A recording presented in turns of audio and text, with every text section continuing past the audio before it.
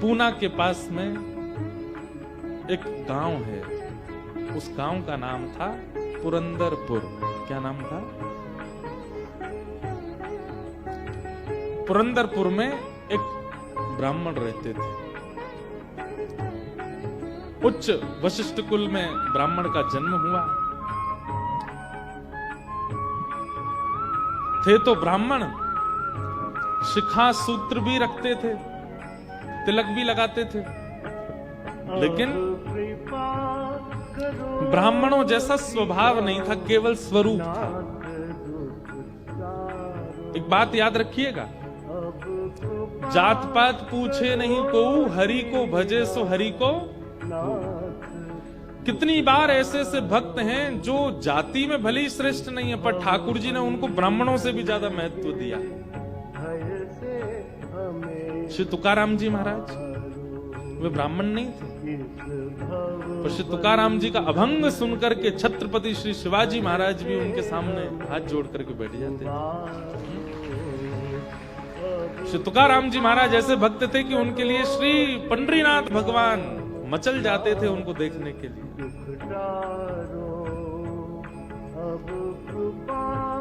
चोखो मेला पंढरपुर के पास भक्त हुए, उनका चरित्र मैंने कहा है।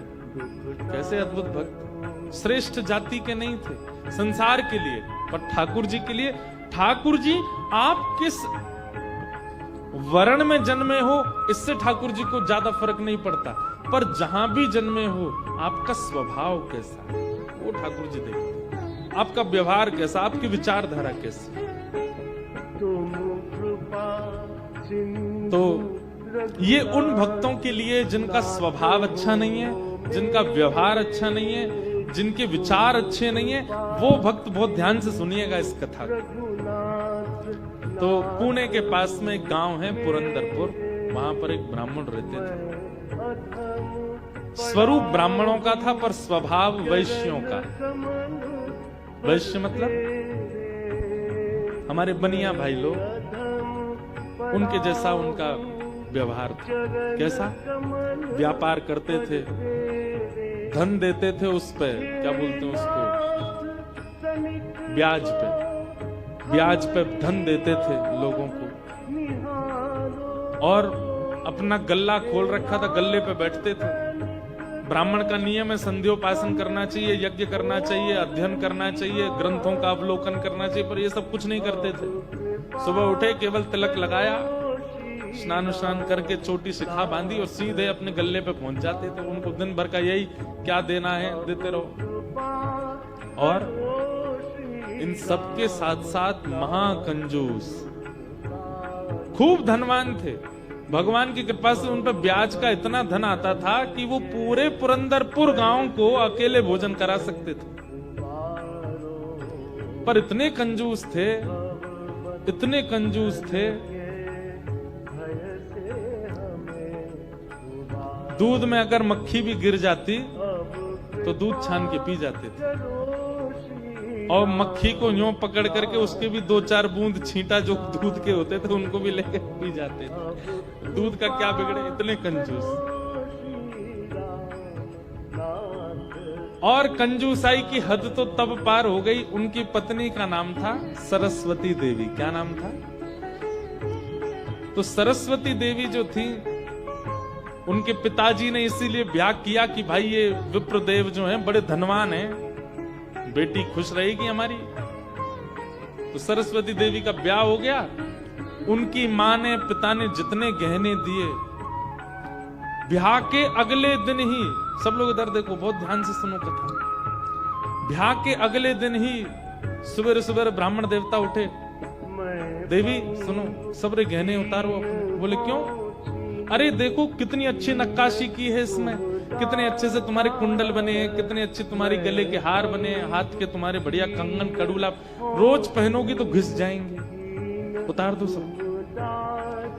पत्नी ने भारी भारी सामान सब उतार दिए, कानों के कुंडल, नाक की बाली और गले का एक मंगलसूत्र रहने दिया, हाथ के कंगन रहने दिए, पैरों की पाजेब और पायल रहने दी। लेकिन पुरंदर ये अपने ब्राह्मण देवता जो थे, इनको वो भी अच्छे नहीं लगते थे। रोज अपनी पत्नी को क्यों इनको पहन के घूमती है, उनको दे दो, अंदर तिजोरी में रख दूं मैं। पत्नी कहती है तो सौभाग्य है, ये तो पहनने दिया कीजिए। महाराज कहते कहते 6 महीना हो गए, रोज टोकते। अब तो ये स्थिति में आ गए कि पत्नी के हाथ का भोजन नहीं करते थे। वो रोटी बनाती, बोले मुझे नहीं पाना, और अपनी दुकान पर जाके दुकान के बालक से कहते अपने घर से बनवा ला। दोनों भावना थी, एक तो नाराज थे पत्नी से कि गहने क्यों नहीं उतार रही है, दूसरा बढ़िया है घर का आटा बचेगा। इतने कंजूस। पत्नी बोली क्या करें, रात में बोली आप कैसे मानेंगे, बोले ये उतार दो जितने पहन रखे। उसने कान के कुंडल भी उतार दिए, हाथ के कड़ूला भी उतार दिए, पाजेब भी उतार दी, गले का मंगलसूत्र भी उतार दिया। सब बिल्कुल कोरी हो गई बेचारी। केवल नाक की एक नथ रहने दी उसे। बोले एक तो रहने दीजिए, कम से कम इससे पता तो चले कि मैं सौभाग्यवती हूं।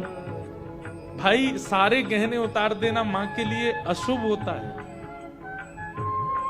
पतली सी एक नाक में वो नथ भी नहीं थी, छोटी सी एक कील जैसी थी। उसके लिए भी बोले कि रात में तो उतारी दिया करो इसको भी। इतने कंजूस। सब उतार दिया। पत्नी बेचारी साड़ी में और केवल एक नथ लगा करके मांग में सिंदूर भर के बिंदी लगा के वैसे घूमती थी। शादी ब्याहों में जबरदस्ती नहीं जाते थे। एक दिन पहले अपने आप को बुखार में हूं ऐसा बोल देते थे, क्योंकि गहने निकाल के देने पड़ेंगे, पहन के जाएगी। इतने कभी कभी जो व्यक्ति अति में संसारी होता है ना, ठाकुर जी को उस पे भी बड़े मजे आते हैं देखने में। ठाकुर जी कहते हैं, मतलब एक बात हमारी सुनना बहुत ध्यान से, इधर देखना सब लोग।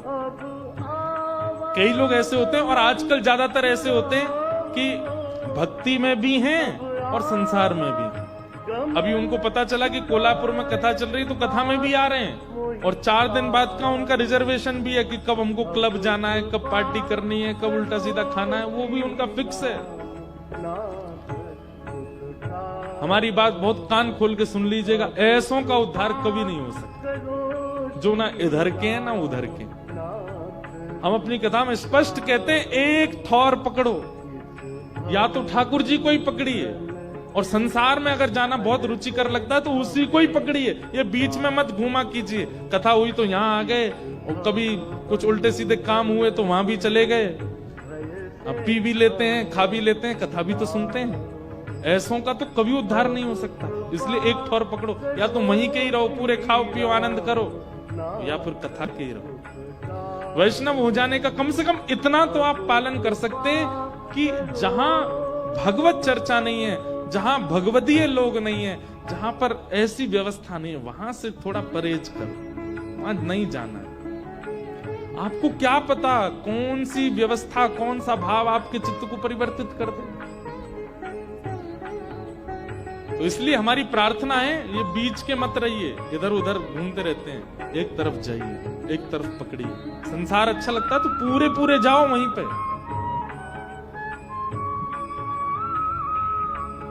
तो कभी कभी ठाकुर जी पूरे पूरे संसारियों पे भी ठाकुर जी रीझ जाते हैं।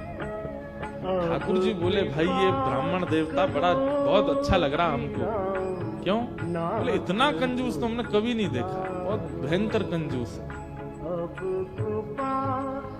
ठाकुर जी का मन आ गया उसका। अच्छा, जो पत्नी थी ना सरस्वती देवी, वो बड़ी भक्ता थी। वो तो नाम जप भी करती थी, वो दर्शन करने के लिए भी जाती थी, लेकिन ये नहीं जाते थे उसके साथ। वो अपने माता पिता के मायके जब जाती थी, मायके वाले लेके जाते थे उसको दर्शन कराने। ये तो कभी नहीं लेके जाते थे, कंजूस थे, खर्चा होगा। और मायके भी खुद नहीं लेके जाते, इनके भाइयों से बोल देते, बोले तुम्हें ही आके ले जाओ, उसमें भी खर्चा ना हो मेरा। सोचो कितनी ऊंचे लेवल के कंजूस।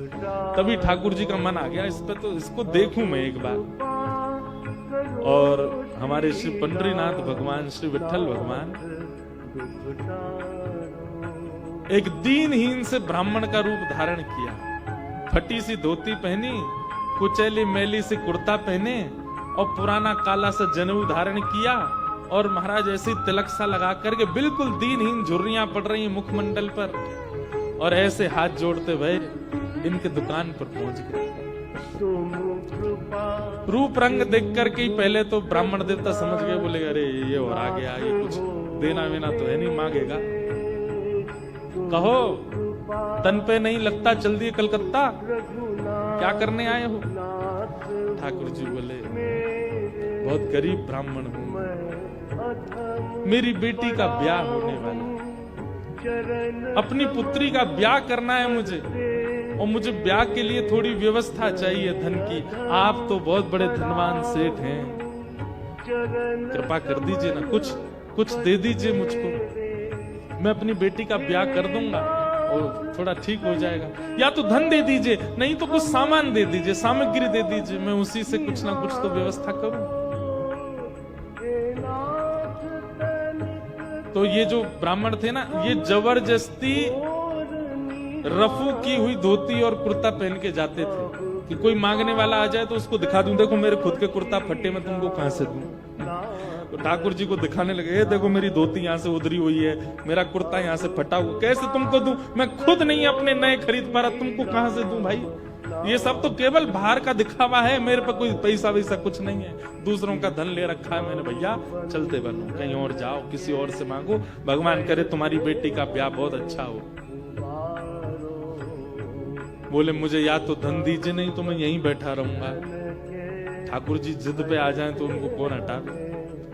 ठाकुर जी वहीं बैठ गए द्वार पे, बोले मुझे धन दो, ऐसे तो नहीं जाऊंगा, मैं आपके दर पे आया हूं, कुछ तो लेके जाऊंगा, मेरी बेटी का ब्याह है। अंत में हार करके ब्राह्मण बोला, देखो मैं ऐसे नहीं देता हूं, कुछ लाओ, मेरे पास गिरवी रखो, पैसा ले जाओ, और जब पैसा हो जाए तो पैसा देके अपना सामान ले जाना, तुम पे है कुछ देने के लिए। ठाकुर जी बोले मुझ पे तो कुछ भी नहीं, मुझसे कुछ काम करा लीजिए दुकान में, मैं ये कर दूंगा, आपकी साफ सफाई कर दूंगा, इतना कर सकता हूं, उसके बदले कुछ दे। बोले उसकी जरूरत नहीं है, सब है नौकर चाकर मेरे पास, मैं तुम्हें बस इतना कह सकता हूं, कोई मूल्यवान सामग्री दो, पैसा ले जाओ, और जब पैसा हो जाए पैसा वापस दे के सामग्री ले जाना। मतलब इतना भी दान नहीं कर सकता।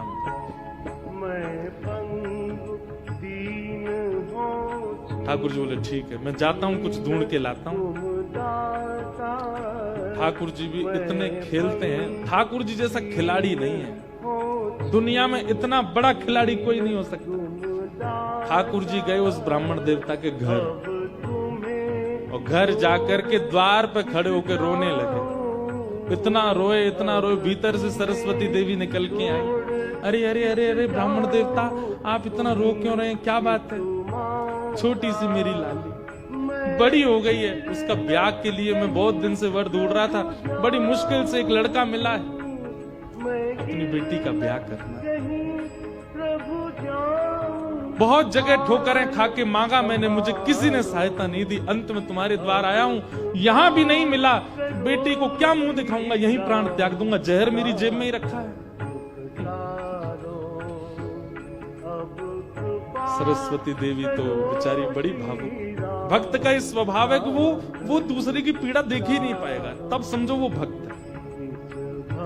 जो दूसरे की पीड़ा देख ले और देख करके भी बिल्कुल उसका मन घबराए ना, मन बिल्कुल नेत्र सजल ना हो, समझना उसमें भक्ति भाव उचित है नहीं। सरस्वती देवी तो रोने लगी, आंखें लाल पड़ गई। बोले भगवान, मेरा मन अगर मुझ में सामर्थ होती मैं पूरा घर आपको दे देती, पर मैं क्या करूं? मेरे पतिदेव इतना प्रतिबंध लगा के रखते हैं कि मैं स्वयं ऐसे रहती हूं, मैं आपको क्या करूं? ठाकुर जी तो इतने पछाड़ खा के गिर पड़े, अरे हाय राम, अब तो मैं जहर खाना ही पड़ेगा, निकालू कहां है? सरस्वती देवी रुकी रुकी रुकी, ऐसा मत कीजिए भगवान, चरण पकड़ूं आपके, मेरे पास एक ही वस्तु है। और तुरंत अपनी नाक की जो कील थी वो निकाली, और निकाल करके बोले ये ले जाइए, इससे थोड़ा बहुत धन आपको मिल जाएगा, स्वर्ण की है, आप अपनी बेटी का ब्याह तो नहीं कर पाएंगे पर कुछ व्यवस्था तो हो जाएगी आपकी। ठाकुर जी तुरंत, जहर भी पता नहीं कहीं गिर गया था, बढ़िया तुमने दे दिया, अब मैं कुछ कर लूंगा व्यवस्था। ठाकुर जी वो कील उसकी नाक की ले ली, सीधे गए उस ब्राह्मण की दुकान पर। देखो कितने उद्यमी हैं ठाकुर जी। और उसके दुकान पर जाके सीधा ले ले, और इसके बदले अब ला पैसा दे मुझको। तू कह रहा था ना कुछ सामान दो, उसके बदले पैसा मिलेगा। ये ले सोने की कील नाक की, धर ले अपने पास, ला पैसा दे। ब्राह्मण देवता ने जैसे कील देखी, ये आपको कहां से मिली? बोले उससे तुझको क्या, तू पैसा दे। मुझे कहां से मिली इससे तेरे को मतलब नहीं होना है, तू पैसा दे मेरे को। मेरी बेटी का ब्याह है और अब मैं तेरे से भीख नहीं मांग रहा हूं, चीज रख के गिरवी तब ले रहा हूं, ला दे। बेचारा फंस गया। वो क्या करे, वो 3-4 बार सोचे, बोले मिली कहां से? बोले तू मत सोच, मुझे पैसा दे। कील उसने तिजोरी में अंदर रखी, ताला लगाया, और उसका जो धन होता था वो धन ठाकुर जी को दिया। ठाकुर जी ने जेब में धरी, निकल गए वहां से। ब्राह्मण ने अपनी भुजा ऊपर करी, बोले इसको बताता हूँ, ये बहुत दानवीर बनती है अपने मन में। मैंने इसको बोला था एक कील पहने, वो तो बहुत अच्छी कृपा मुझ पर ठाकुर जी की, जो मैंने इसके सारे गहने उतरवा दिए, नहीं तो सब दान कर देती। एक कील छोड़ी, वो भी दान कर दी किसी को।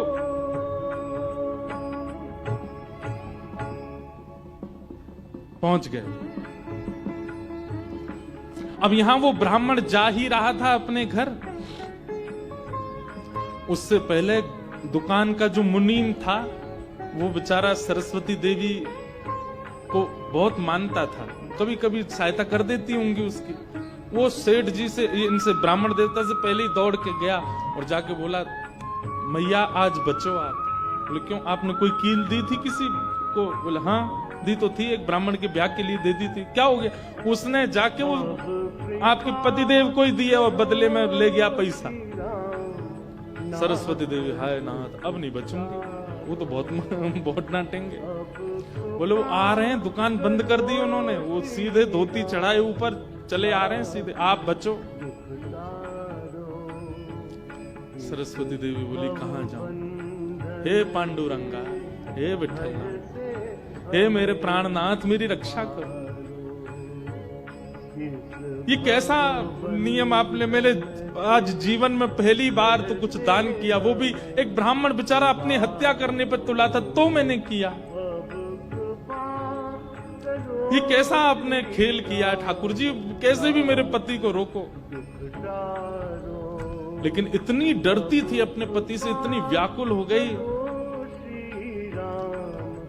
तुरंत विष ले लिया।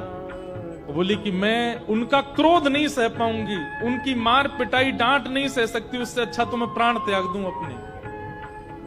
और श्री पांडुरंग भगवान विठ्ठल की सामने सुंदर चित्रपट था, उसी के सामने नेत्र सजल हैं, हाथ में विष का प्याला लेकर के बस देखती जा रही है। बोले नाथ मैंने किसी और उद्देश्य से नहीं किया, केवल एक ब्राह्मण की पुत्री का ब्याह हो जाए इसलिए किया, मेरे पति मुझे छोड़ेंगे नहीं, इससे अच्छा मैं प्राण ही त्याग रही हूं। मुझे पता है शास्त्रों में प्राण आत्महत्या करना जघन्य अपराध है, पर मेरे पास और कोई उपचार नहीं। और जैसे ही अपने मुख से लगा करके विषपान करने लगी, इतने में ही ऊपर से वो नाक की कील आकर के उसके पात्र में ही गिरी। और जैसी खन्न से आवाज हुई, नेत्र खोल करके देखा, भीतर अपने हाथ को डाल करके जैसे ही निकाला तो वही नाक की कील उसके हाथ में आई। वो नाक की कील हाथ में आते ही इतने में ही वो ब्राह्मण का प्रवेश हुआ। प्रवेश होते ही उसने भीतर से किवाड़ लगाई, ढूंढने लगा कहाँ है, कोई साधन मिले इसको बताता हूं। पत्नी सामने खड़ी थी, कहिए कहिए, आज कुछ कहूंगा नहीं, आज तो करूंगा, तू बता तेने किसी को दान कैसे किया बिना मुझसे पूछे? तू क्या दान किया? तेरी नाक की कील कहाँ है बता। पत्नी ने अपना हाथ आगे किया, ये रे। उस ब्राह्मण ने जाकर के कील उठाई, तेरे पास कहां से आई? बोले मेरे पास ही थी।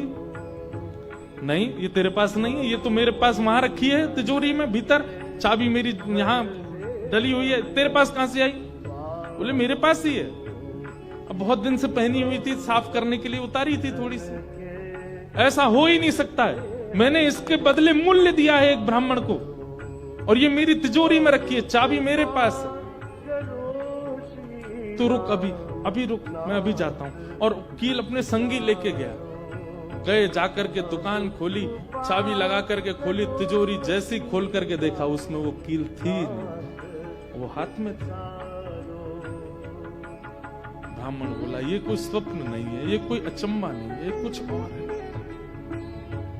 नेत्र सजल हो गए, दौड़ करके घर आया, बोले मुझे सच बताओ क्या हुआ। पत्नी बोली सच बताऊं? बोले हाँ, मैंने ही ब्राह्मण को दी थी।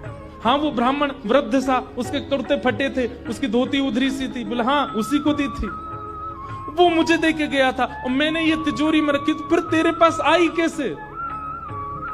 बोले मुझे जब पता चला कि आप क्रोध करके आएंगे और मेरे को बहुत सुनाएंगे, डांटेंगे, मारेंगे, तो मैंने सोचा कि मैं इससे अच्छा तो अपने प्राण त्याग दूं।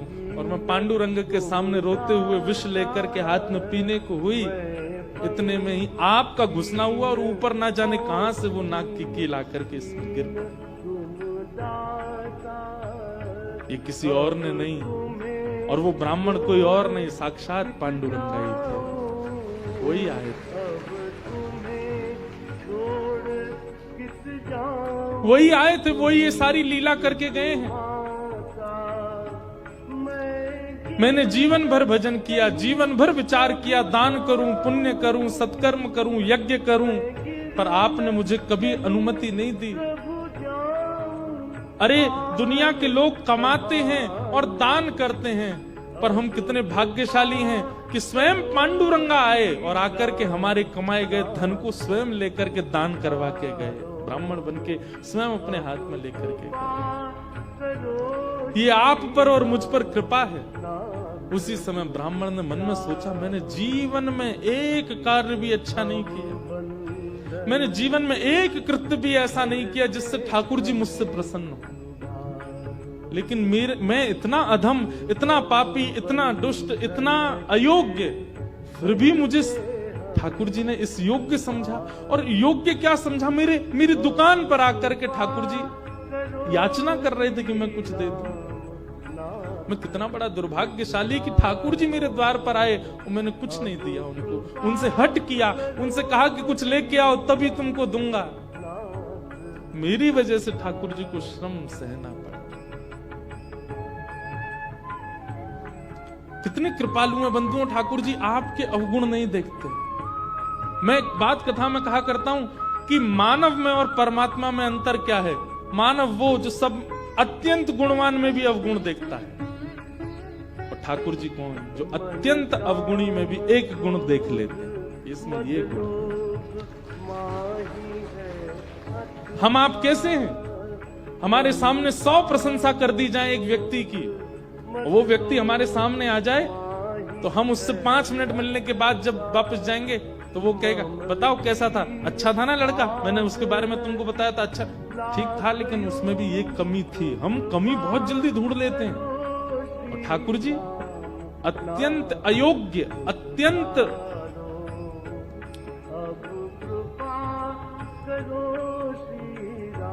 विचलित व्यक्ति में भी एक गुण खोज लेते, इसीलिए वो ठाकुर जी। उसी समय उस ब्राह्मण देवता ने विचार किया कि अब किसके लिए जीना। अपनी दुकान बंद कर दी, दुकान को बेच दिया, घर को बेच दिया, और पत्नी के साथ आ गए श्री पंढरपुर।